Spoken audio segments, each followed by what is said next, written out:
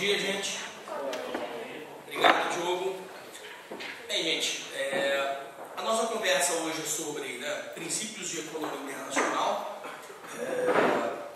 Quando a gente fala em economia internacional, basicamente a gente está falando de dois aspectos básicos, né? Finanças internacionais, economia internacional, que seria taxa de câmbio, e contabilidade nacional de economias abertas, então toda a parte conhecida, como finanças internacionais, ou comércio internacional, uma parte de international trade. E o que a gente vai focar aqui hoje é basicamente na parte de economia internacional ligada a comércio internacional. Basicamente uma discussão um pouquinho sobre as vantagens do comércio, como que a gente consegue entender o comércio. Quem foi meu aluno já, tipo a Thaís, a Isabela, o Leandro, não precisam nem ficar, porque basicamente não tem nada aqui que é um apanhado de coisas que eu falo recorrentemente no curso, até as piadas vocês provavelmente já vão saber. Revisão da piada.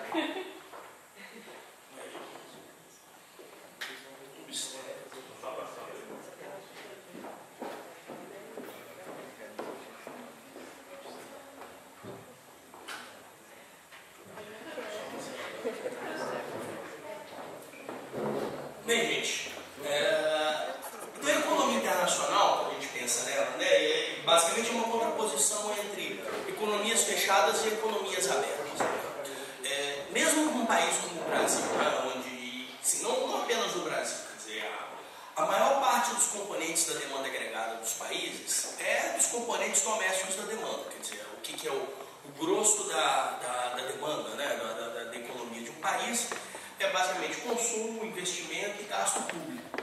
Mas ainda assim, a gente tem um papel relevante para os componentes da economia aberta, quer dizer, o componente externo da demanda, que é basicamente exportações e importações, que não é desprezível em alguns países, mas como a gente vai ver aqui, tem uns dados ali para mostrar, mesmo que se a gente ignora a questão do saldo, que seria X menos N, exportações menos importações, e foca na corrente do comércio, quer dizer, em vez de a gente simplesmente ficar olhando em a diferença entre o que eu estou exportando e o que eu estou importando, que seria a balança comercial, por exemplo, saldo de conta corrente de um país.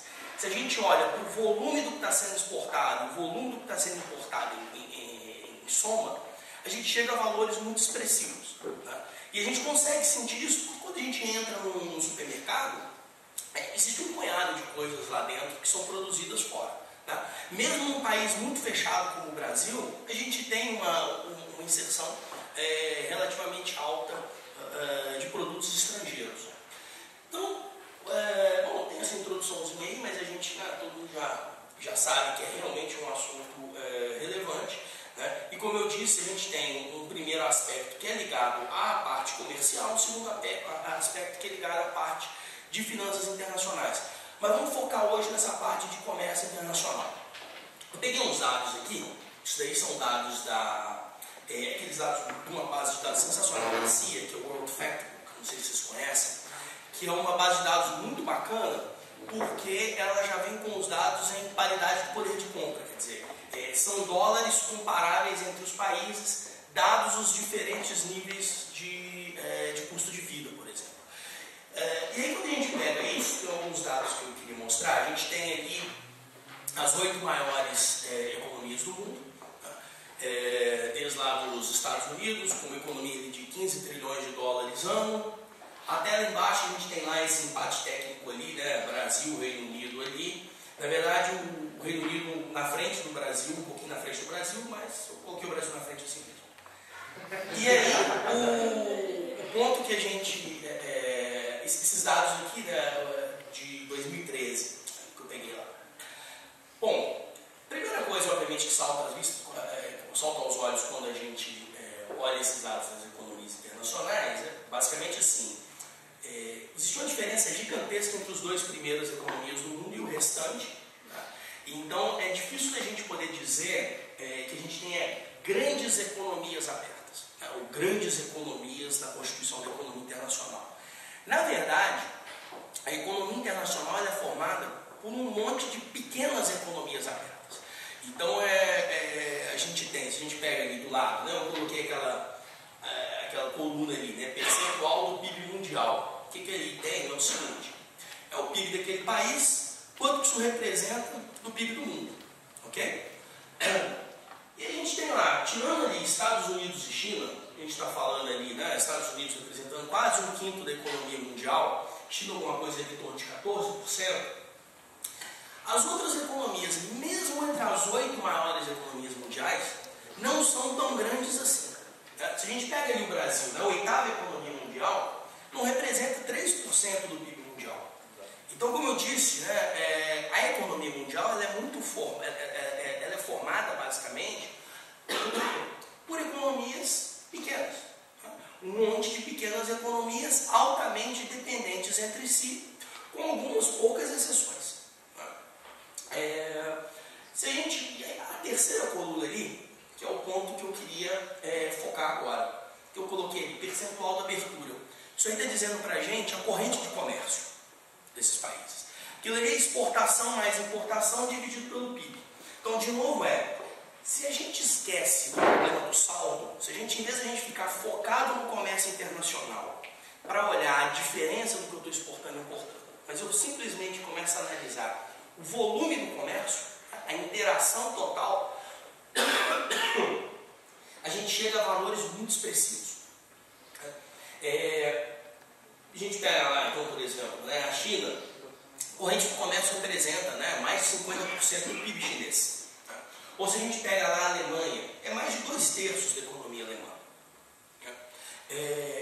Uma outra coisa que fica muito claro para a gente ali é como que o Brasil é efetivamente uma economia muito fechada. Entre as 8 maiores economias do mundo, é disparada a economia com maior grau de fechamento, é o menor grau de abertura, bastante menor do que Estados Unidos e Japão, por exemplo. É claro que essa tabela aqui ela muda se a gente faz o seguinte arranjo, né? Se em vez da gente separar os europeus, a gente soma os países da União Europeia, aí isso muda de figura. Porque aí a União Europeia, ela vai lá para cima e vira a primeira economia do mundo. E aí é interessante que o grau de abertura cai. Porque aí, obviamente, o que acontece? Quando eu somo a União Europeia, uma exportação da Bélgica para a Holanda para de ser contada como um comércio internacional e passa a ser um comércio dentro da própria região. É mais ou menos a história dos Estados Unidos, obviamente.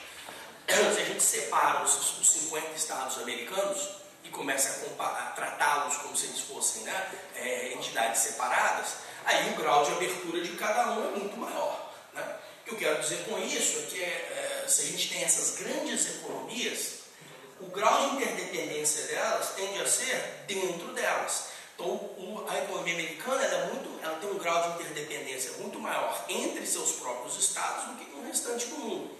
Embora 1/4 do PIB americano, que é algo nada desprezível, é diretamente relacionado, né, à corrente do comércio.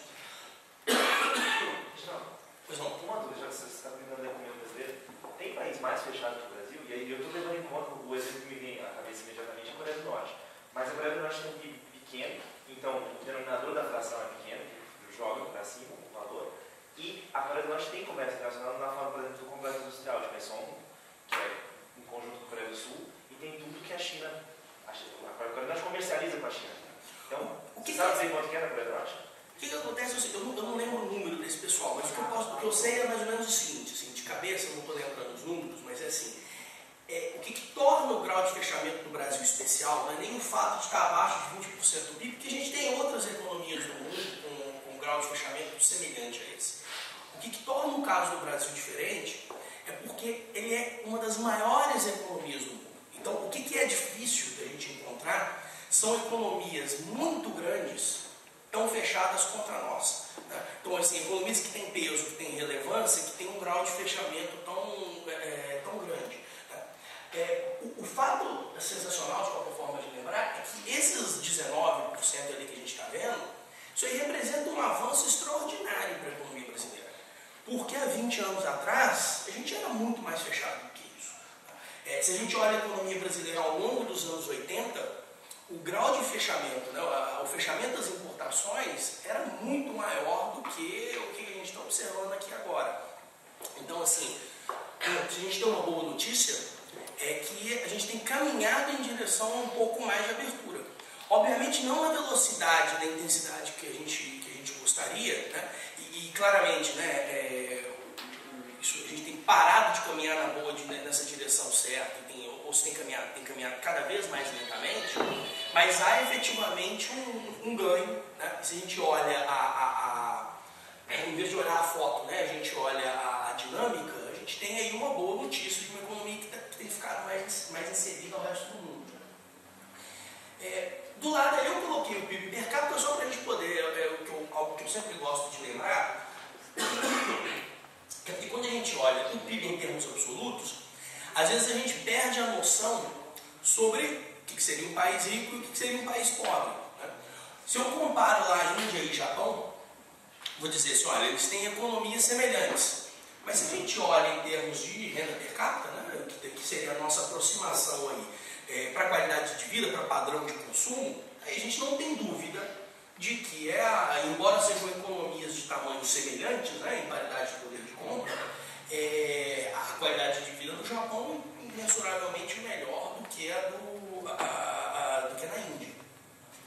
E a outra coisa que sai aí também, que fica muito nítido, né, é como que a renda per capita americana também destoa mesmo das economias, das outras economias desenvolvidas na lista. E eu acho que é isso que é sempre o fato interessante, né? Não só é a maior economia do mundo, mas é a economia com o maior grau de produtividade por trabalhador que a gente consegue ver.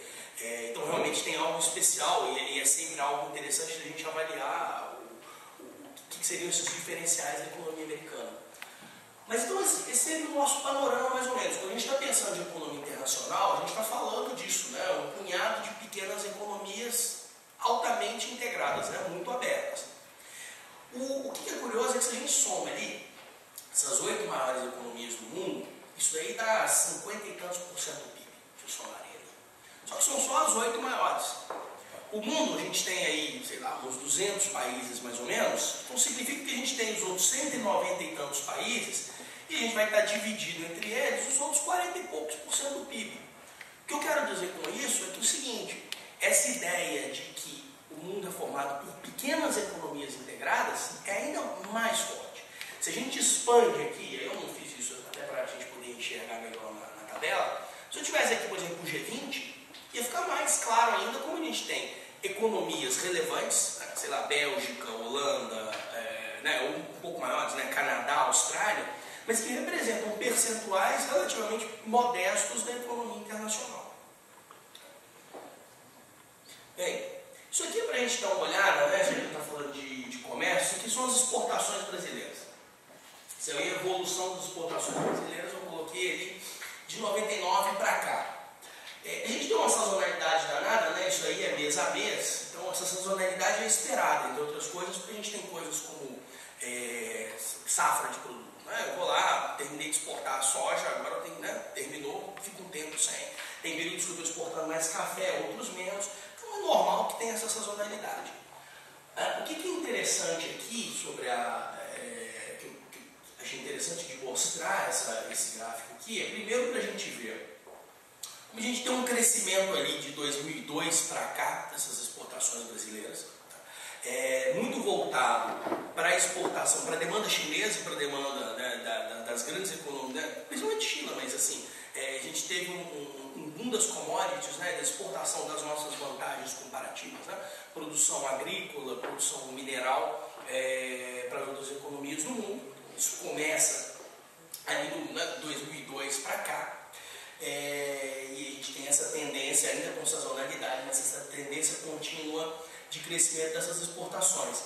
E é interessante que a gente estava no pico imediatamente antes da crise de 2008, 2009. E aí isso também é um lado interessante da inserção internacional. O impacto da crise fica muito fácil de ver, né? E de novo a ideia de como que economias abertas vão ser sempre afetadas diretamente pelo que acontece no resto do mundo. É exatamente isso que o gráfico está dizendo para a gente ali. Existe, agora se a gente repara ali, o que aconteceu? Houve uma recuperação depois da crise, mas agora a tendência de crescimento das exportações parou. Né? E a gente tem ali flutuado em torno desse número.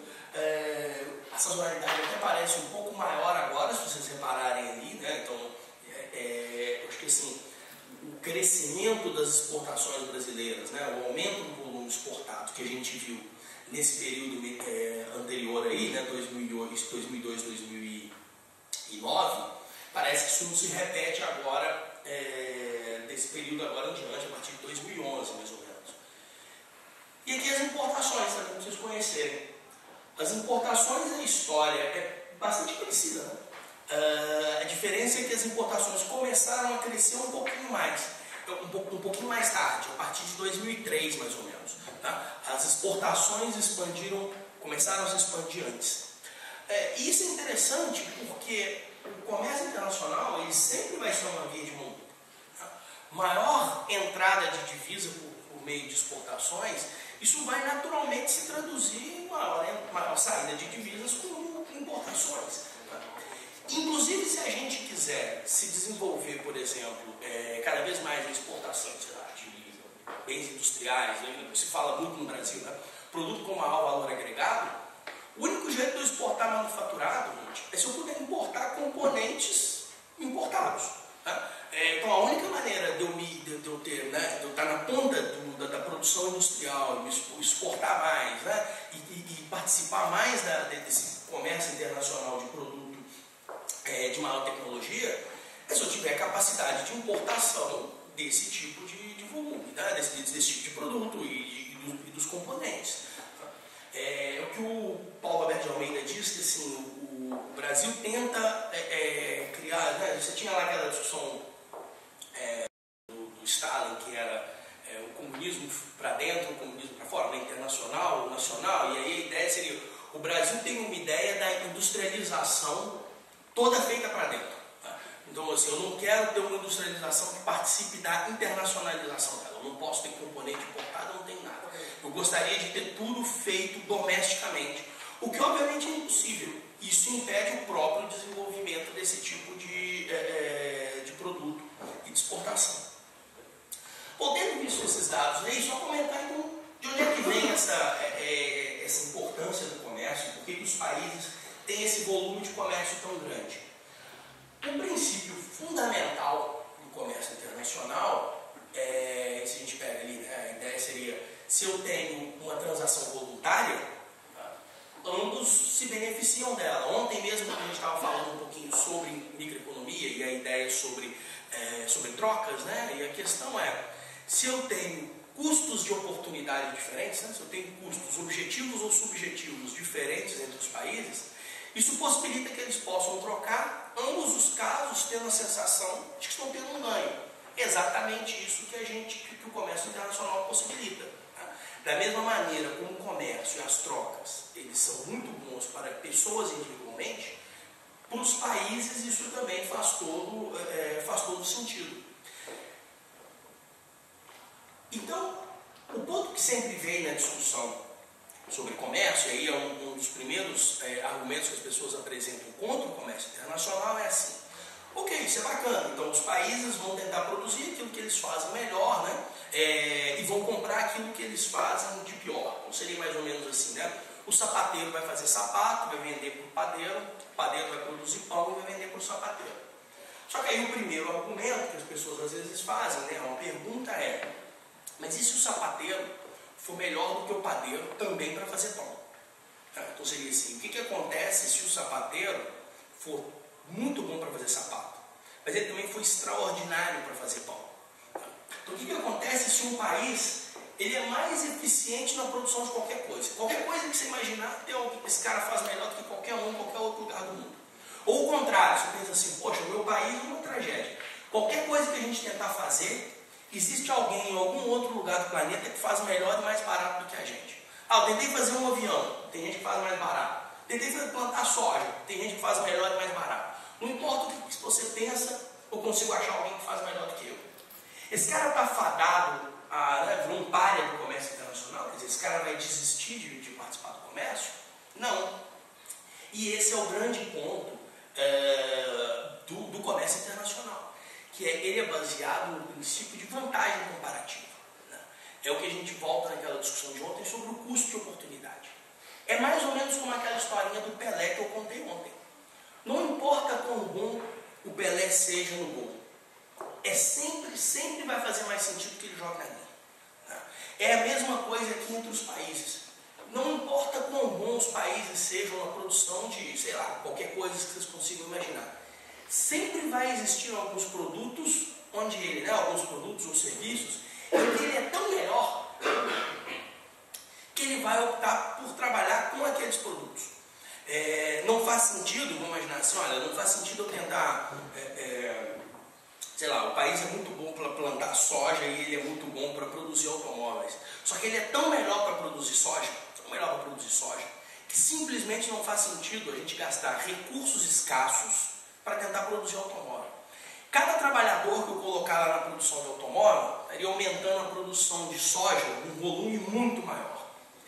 Cada real que eu coloco de investimento na produção de automóvel seria muito mais bem aplicado se eu tivesse colocado lá na produção de soja.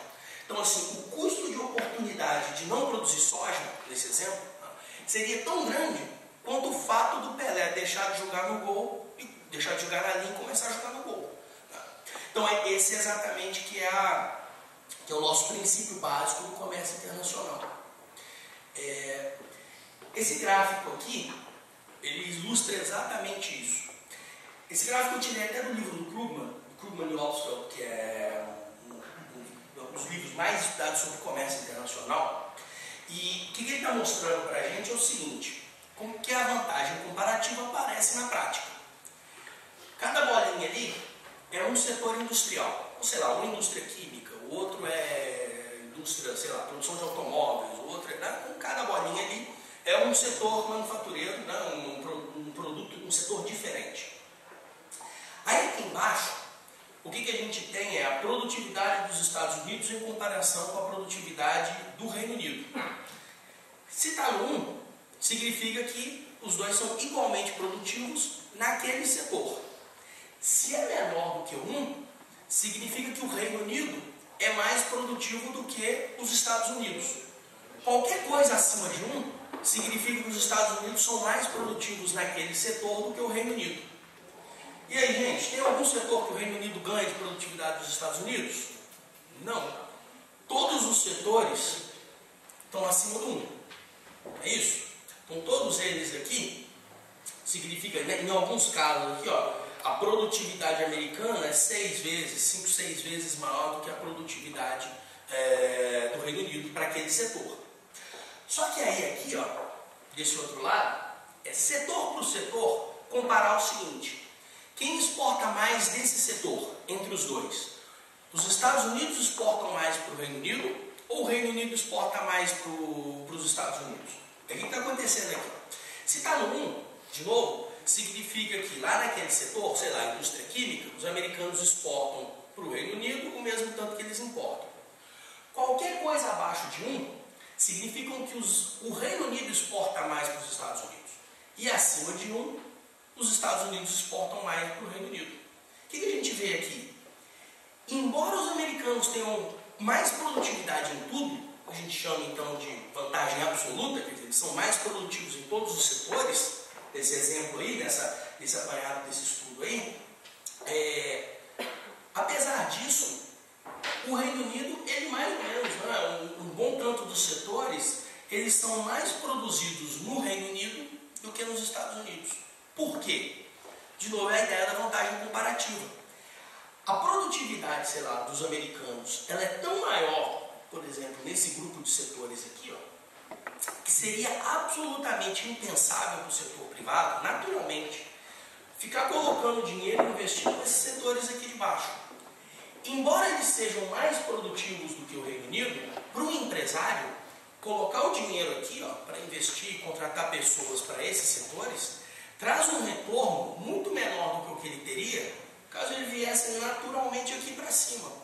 Então a economia, né, os empresários fazendo as decisões por conta própria, naturalmente fazem aparecer um gráfico como aquele ali, ó, em que apenas alguns setores onde os americanos realmente têm vantagem comparativa, ou seja, onde a diferença de produtividade é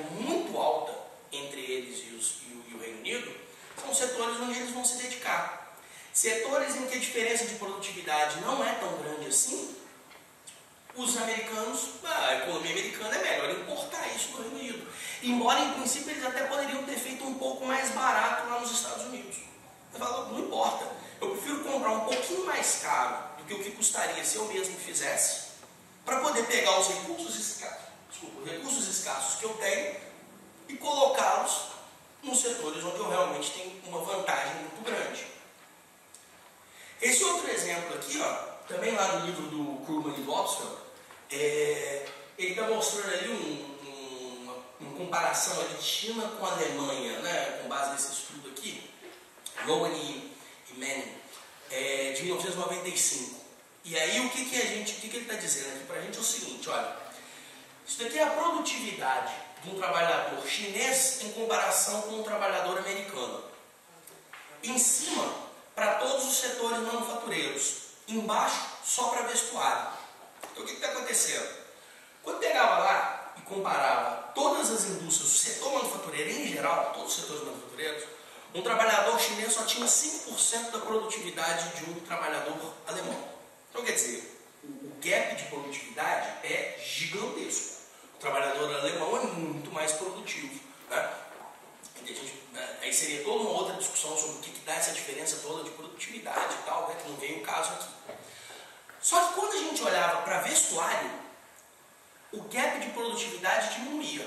Então está dizendo assim, se eu olho para todos os setores, um trabalhador chinês só consegue produzir 5% do que um alemão produz por hora.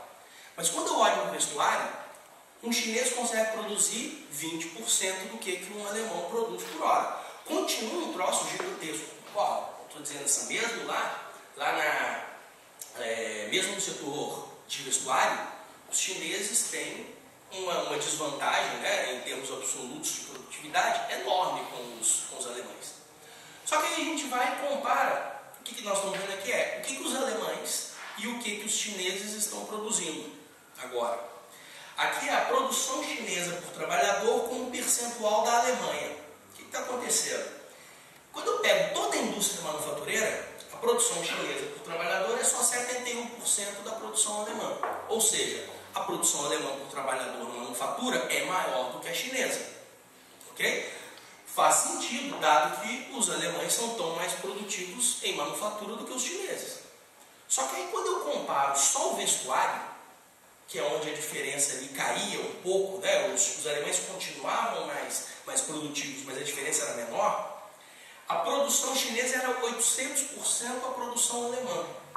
O que isso significa? Que os chineses estão se dedicando, se especializando na produção de vestuário.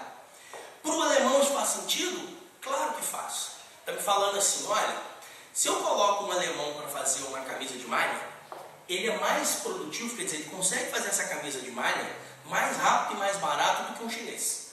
É isso que eu estou dizendo, ele é mais produtivo do que o chinês para fazer essa camisa de malha. Porém, ele prefere comprar essa camisa de malha do chinês. Por quê? Por causa do custo de oportunidade.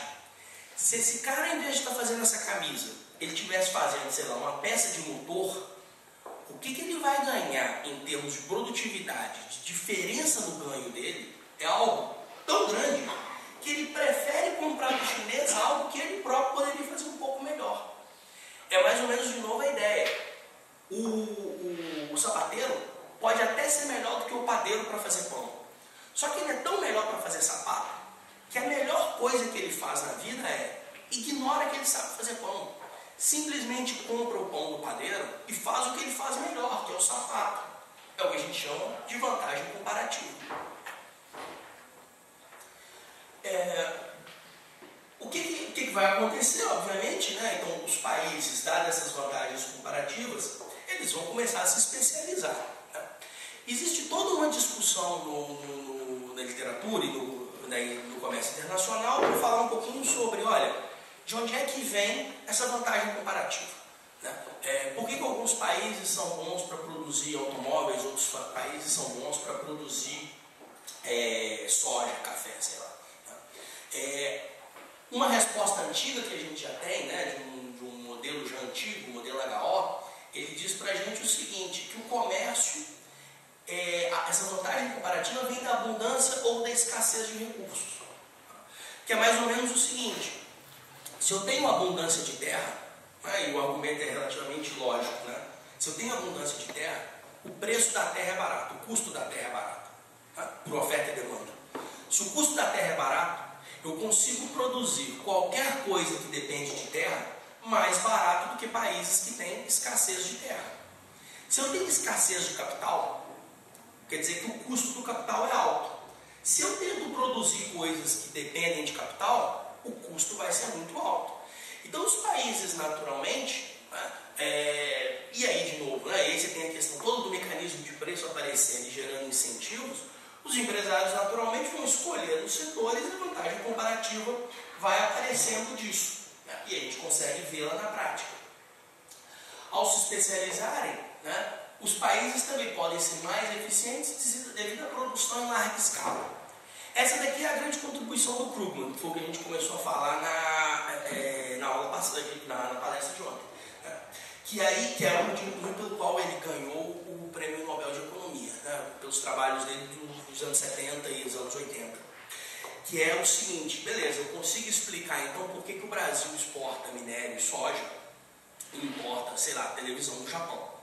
Mas como é que eu consigo explicar o comércio entre entre Bélgica e Holanda, por exemplo? Esse é o grande ponto. Assim.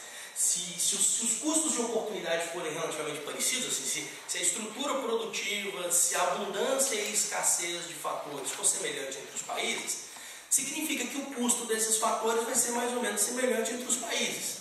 Como é que vai ter comércio entre os caras se as coisas custam mais ou menos o mesmo?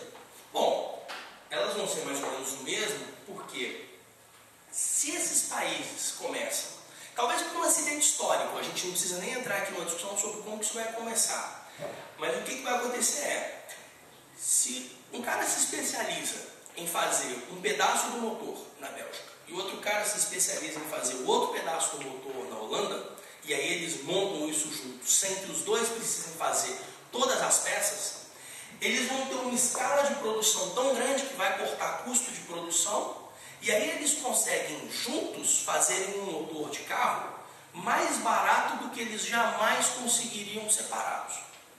Então é a ideia de que a escala de produção, principalmente no setor industrial, ela consegue justificar também o comércio internacional. Né? Eu consigo gerar, né, a vantagem comparativa consegue aparecer simplesmente porque naturalmente ao aumentar a produção eu corto o custo de produção e a vantagem comparativa vai aflorar.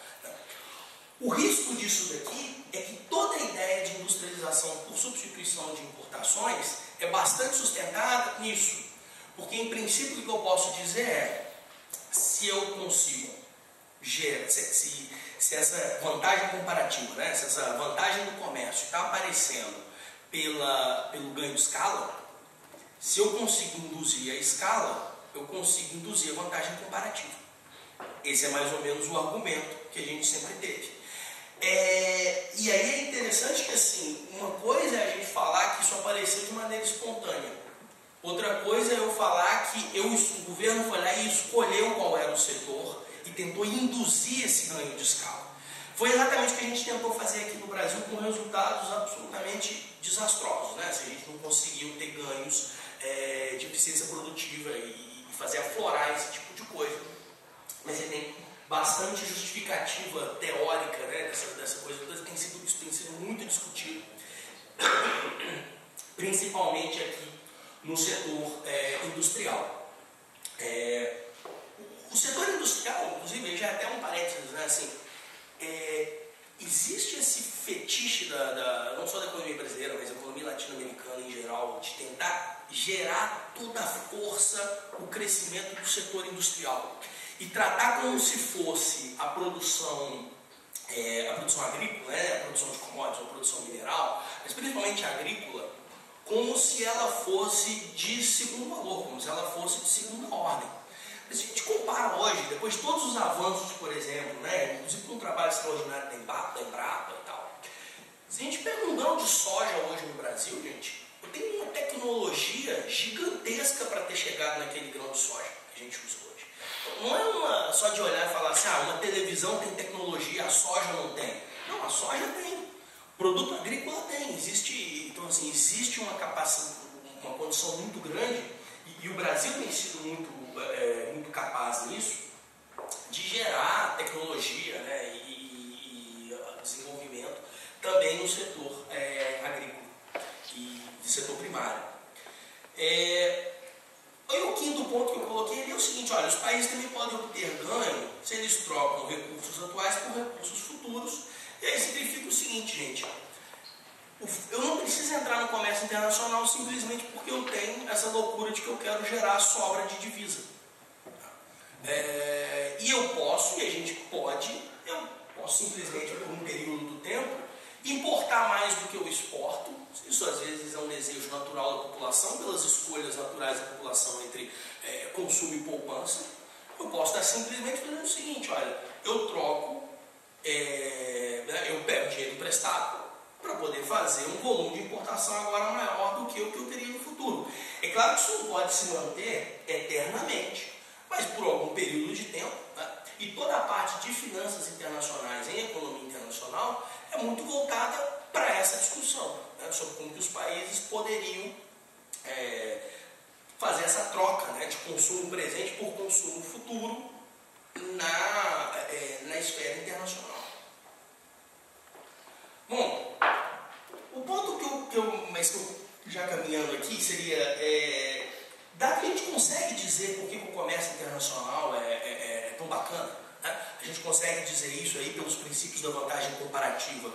Desde quando os países são muito diferentes, até quando os países são lá semelhantes e estão lá exportando e importando produtos industriais, por que a gente ainda assim, a gente tem tanto movimento contra o comércio internacional? Se a gente consegue entender a teoria muito claramente, né, e ela é tão óbvia, parece tão óbvia, né, a ideia sobre por que o comércio internacional é bom, por que a gente tem tanto, né, essa preocupação tão grande com o comércio internacional?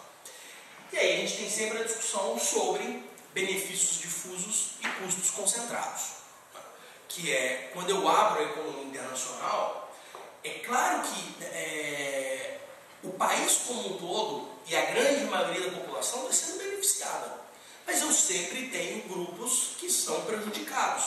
Quem que seria, por exemplo? Os produtores, sei lá, os investidores do setor que estão competindo com a importação.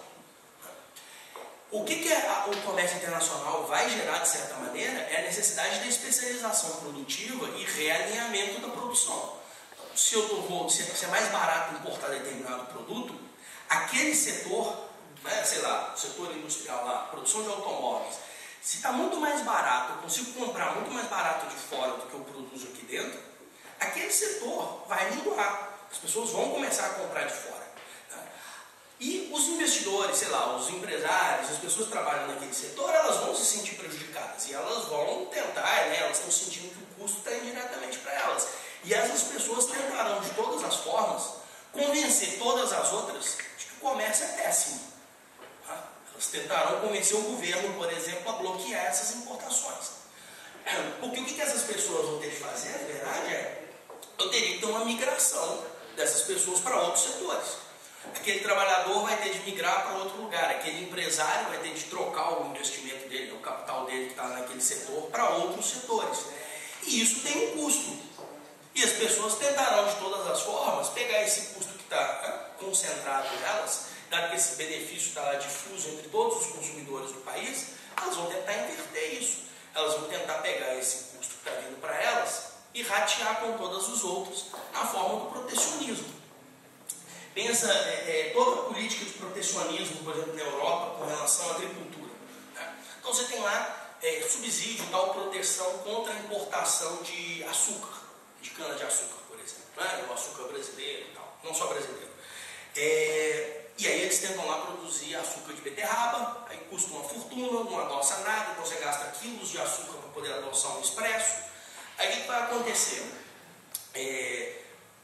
O consumidor lá, sei lá, na França, você não vai conseguir fazer com que os franceses saiam para a rua pedindo o fim dos subsídios ao açúcar. Por quê? Porque por mais que o cara coma açúcar, você pensar lá, cada família lá na França, por mais que só tem formiga lá naquela casa, O povo é louco por açúcar. Por mais que eles comam açúcar, a política de subsídio de fechamento das importações está gerando lá para aquela casa, sei lá, um custo lá de 200, 300, chutando alto, sei lá, 300 euros por ano, uma coisa assim. Né? Que eles poderiam ter economizado e gastado em outras coisas, ou seja, eles claramente estariam melhores se essa política não tivesse em vigor. Né? Eles iam poder, em vez de estar pagando lá mais caro pelo açúcar, eles poderiam estar comprando outras coisas. Só que isso está lá dividido entre milhões de franceses, sei lá, milhões de europeus, dividido entre as famílias, com um valor relativamente pequeno para cada um. Aí o cara vai falar, bom, primeiro que ele nem sabe direito o que está acontecendo, ele nem tem a completa noção de que ele está pagando isso. Segundo que mesmo que a gente falasse para ele, olha, você está pagando 200 euros por ano por causa desse açúcar. É muito difícil você conseguir mobilizar todo mundo para ir para a rua pedindo livre comércio por causa disso. Já o produtor de açúcar, a história é completamente diferente. Porque aí você está pegando 200, 300 euros de cada um dessas famílias lá de franceses, sei lá, e está transferindo isso para meia dúzia de produtores. Agora, para esses caras, o custo já é relevante.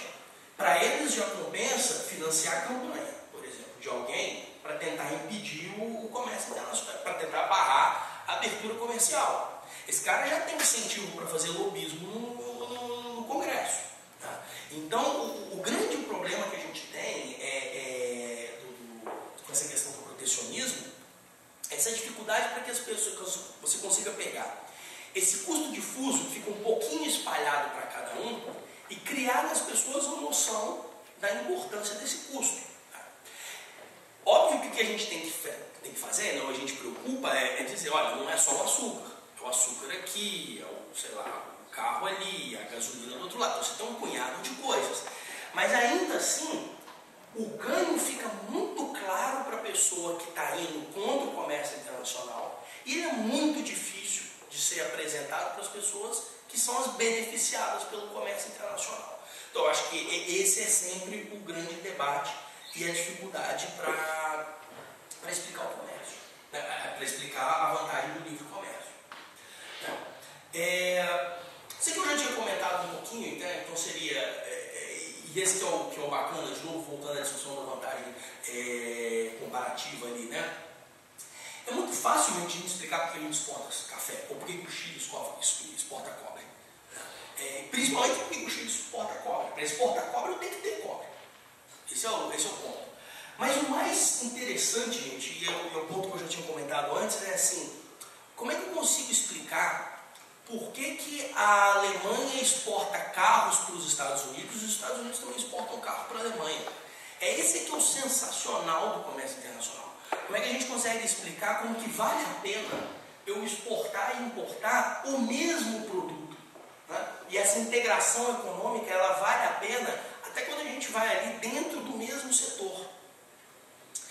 Se a gente olha, por exemplo, hoje, né, no mundo, inclusive esses setores, né, o setor manufaturado, ele é o setor onde está concentrada a maior parte do comércio internacional. São os países comprando e vendendo mais ou menos as mesmas coisas, com alguma diferenciação de produto.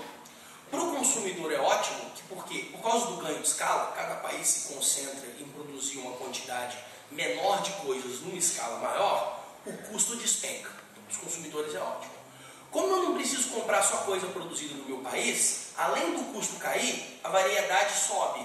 Então o consumidor está feliz de novo. Né? Eu tenho mais escolhas de carro por um preço mais barato de cada carro.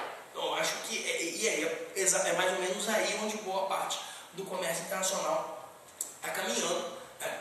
Tem esse dado ali, as manufaturas ali 2005 estão representando quase 60% do comércio internacional. Serviços, mais ou menos uns 20%, então a gente tem lá mais 20% no setor primário. Né? Mineração e agricultura, onde está bastante concentrada, inclusive as exportações brasileiras. É onde está a nossa grande vantagem comparativa. Né? O Brasil tem uma vantagem comparativa tão grande na produção, na agricultura, por exemplo, que a gente consegue pegar uma produção de soja no Mato Grosso, colocar num caminhão, descer por uma estrada esburacada, até um porto, que demora semanas para poder escoar essa produção, e ainda assim a gente consegue vender mais barato do que qualquer outro lugar no mundo, gente.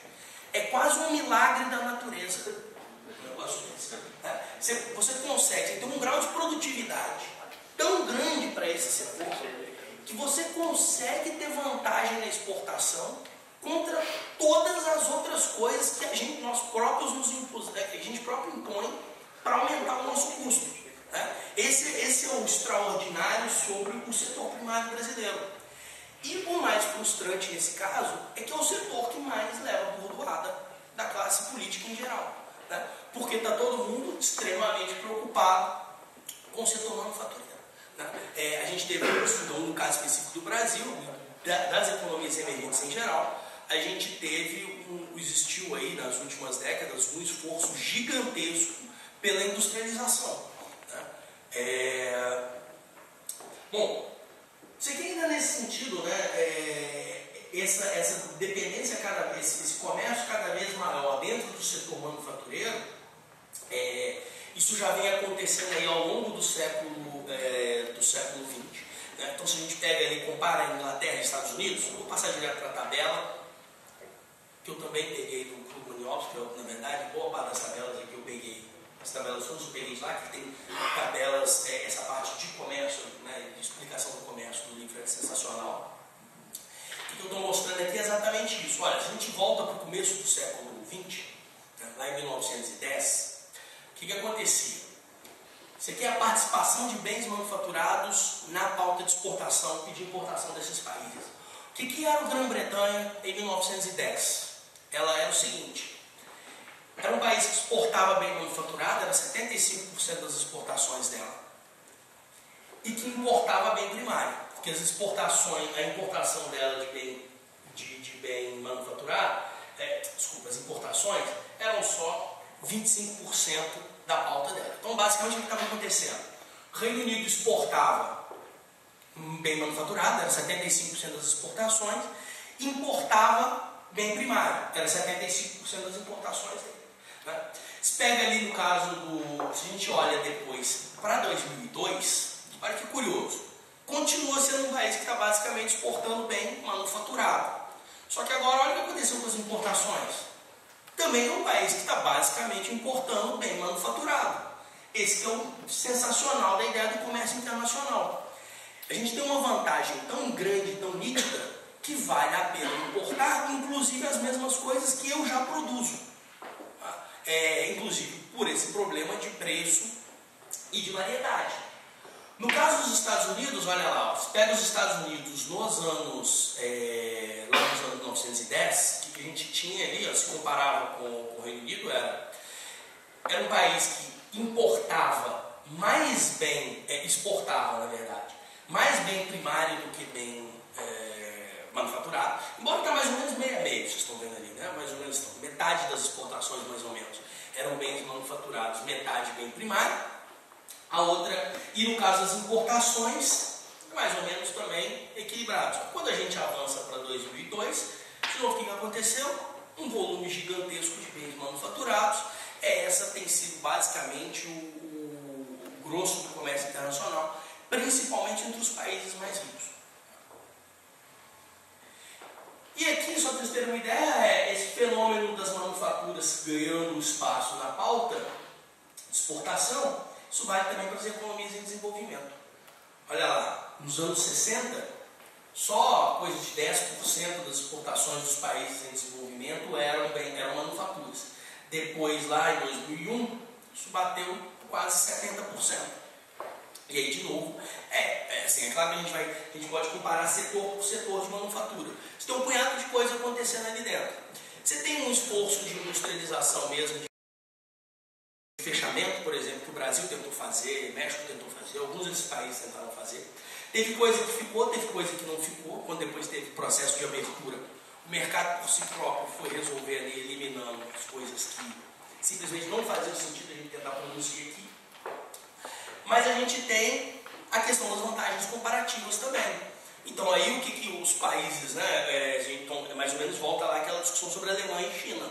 A Alemanha vai se dedicando a alguns pontos da produção de manufaturas, onde a produtividade dela é gigantesca, E aí ela importa coisas tipo, sei lá, sapatos, camisas, né, de economias emergentes que vão conseguir, e mesmo com uma produtividade mais baixa do que eles, ainda assim vale a pena, né, dado o custo que eu teria para tentar focar nisso. E aí, finalmente, encerrando ali a ideia, de novo, né, esse protecionismo ali, eu queria só mostrar, eu já até falei um pouquinho sobre custos e benefícios, mas eu só queria mostrar exatamente como isso tem variado no Brasil. Isso aqui é a tarifa média de importação brasileira, ok? Do começo dos anos 90 até agora, mais recentemente, né? Então, se a gente olha, a gente efetivamente teve um choque de abertura na economia brasileira. Efetivamente teve, lá no começo dos anos 90. Né? Depois isso se manteve de uma forma um pouco mais gradual, lentamente, e aí uma pequena reversão aqui no fim, vocês estão notando aqui. Né? É claro que tem um ponto ali que a tarifa média, ela esconde, né, diferenças, que a gente tem setores que são absurdamente protegidos. Então eu tenho lá, né, embora eu possa ter uma tarifa média de, sei lá, 12%, né, eu tenho alguns setores específicos em que a tarifa de importação deles é lá para cima. Né? Então, mas de qualquer forma, eu queria mostrar isso exatamente para dizer, olha, a gente continua a economia fechada, a gente ainda continua com a política protecionista, claro, a gente tem a boa notícia que a gente teve um primeiro choque. Né? A gente teve um primeiro choque lá nos anos 90. Agora a preocupação são duas. Uma é impedir que a reversão continue, né? E acho que isso é fundamental, né? Impedir que a gente tenha aí lentamente um processo de aumentos de tarifas, espalhar de novo a ideia do protecionismo pelo país. Essa é uma primeira ideia. Mais conservadora, vamos dizer assim, vamos tentar impedir que o negócio continue piorando, vamos pelo menos segurar o que a gente já conseguiu. E a partir daí, cada vez mais brigar. Uma vez estabelecido isso, olha, nós não vamos nos fechar mais, a partir daí começar a briga por novas rodadas de abertura, né? Novos processos de abertura. O mais incrível ali daquele choque dos anos 90, que assim, efetivamente assim, um choque assim, nem a pessoa mais otimista no final dos anos 80 podia imaginar um negócio desse, que ele foi unilateral, gente. Efetivamente a gente chegou à conclusão de que assim, olha, do jeito que está, não dá. Então, por nossa conta, vamos cortar isso, vamos liberar, vamos oxigenar essa economia. Tá? Infelizmente, eu não sou otimista de pensar que nós vamos conseguir ter um outro choque dessa magnitude e trazer essas taxas aqui para próximo de 5%, essa taxa média para próximo de 5%, né, 3%, 4%. Eu não acredito que isso vai acontecer. Tá? Eu sou mais no sentido da ideia de vamos pelo menos tentar, né, segurar esse ganho e impedir aí que o protecionismo volte a se espalhar pela economia brasileira. E já encerrando,